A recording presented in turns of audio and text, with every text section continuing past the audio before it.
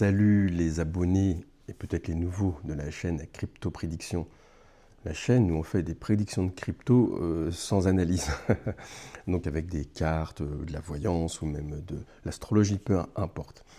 Juste parce que comme il s'est passé pas mal de choses en quelques jours, la vidéo que j'ai faite donc quelques jours auparavant, elle était bien dans cette énergie qu'il allait se passer quelque chose de grave, d'important, et que bien que je ne donne pas de conseils, il était très prudent d'encaisser et de sortir. Évidemment, tous les commentaires en dessous, des fois, ne sont pas gentils, mais malgré tout, ayant été dans cette position, pour moi, vendredi, c'était un peu plus facile. Alors, maintenant, ce qui est certain de ce que je ressens, c'est que c'est une énorme manipulation extrêmement grave, et c'est pas fini. Donc, attention, je vous mets en garde.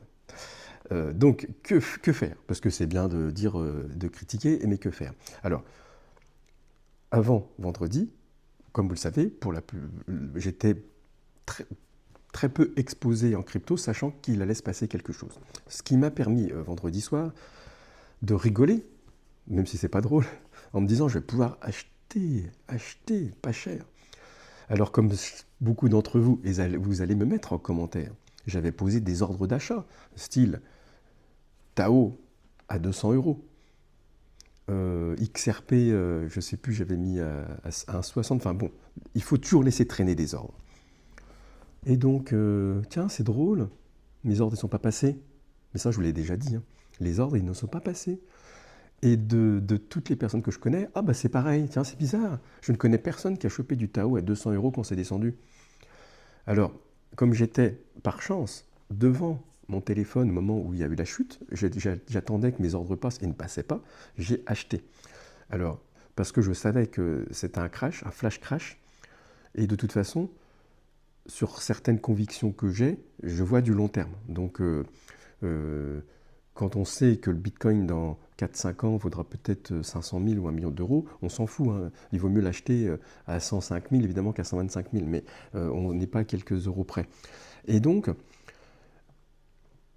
j'ai pu avoir du Tao à 285, mais finalement je ne regrette pas. J'ai eu du XRP à 2,02 exactement, donc je ne regrette pas non plus. J'ai acheté du Solana à 175. Bon. Là, simplement, on va être clair.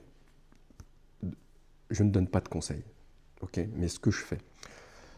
Bien sûr, comme j'avais des liquidités ayant vendu et ayant été en USDC, ça m'a permis de pouvoir racheter, et puis du fait, ce qui, à aujourd'hui, mon portefeuille est plus haut qu'il y a une semaine, malgré qu'il y a eu un gros crack.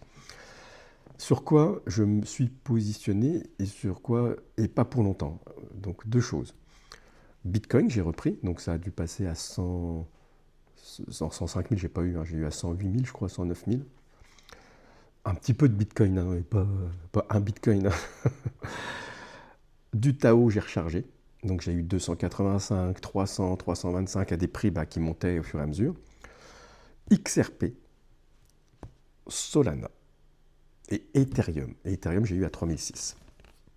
Et c'est tout pour le moment. Et il faut rester extrêmement vigilant. Je pense qu'il y aura une remontée, oui. Et c'est pour ça que j'ai racheté, sinon je n'achète pas. Mais mon exposition et mon risque est limité. Parce que si c'était un nouveau crash qui arrive, j'attends, prochain cycle terminé. On est reparti pour 3 ans. Mais c'est pas grave, parce que la plupart a été encaissée avant. Donc ma conviction, et vous en faites ce que vous en voulez, c'est que pour ce que je vous ai cité, et notamment je reste un Tao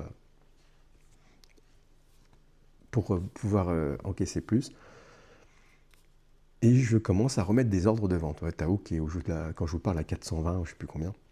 Donc quand on l'a acheté 280 ou 300, il faut commencer d'avoir un plan de sortie, mais je pense qu'il ira plus haut. Voilà. Et je vous demande d'être extrêmement vigilant, car je vous l'assure, ça sera avant le 31 décembre qu'on sera parti dans le bear market.